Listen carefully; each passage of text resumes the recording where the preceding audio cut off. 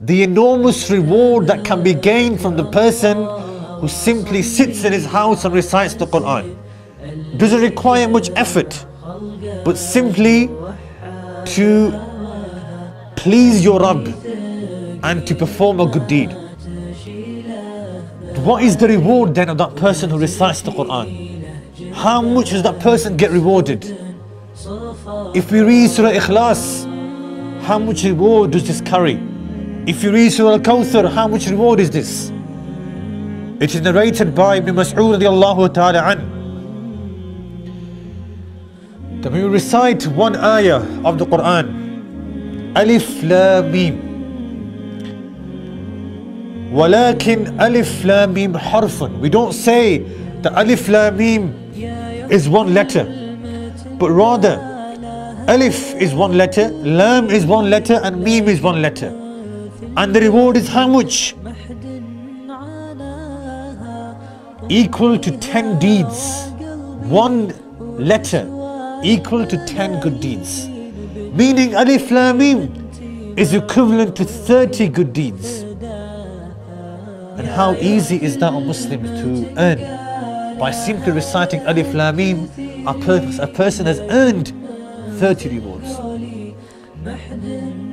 So this on Muslims is the availability of the reward that Allah has laid in front of us. But it is our job to go out and to reap that reward by reciting the Quran.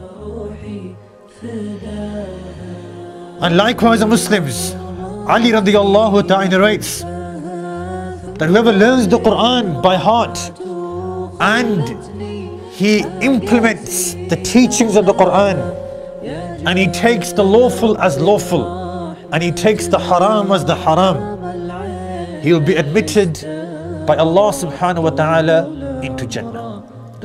And he will also have, Allah will give him the ability to intercede, to make shafa'ah of 10 such persons from his family who will be doomed for the hellfire. Of course, that individual has to have earned the pleasure of Allah before Allah gives him the opportunity. But so long as he enters Jannah, Allah will allow him to choose 10 such persons from his family who will be doomed for the hellfire to save them and to admit them into Jannah. Now surely, O Muslims, these ahadith should be enough for a person to say that, okay, from this day I will make my mind and I will try my utmost to recite and read the Quran as much as I can.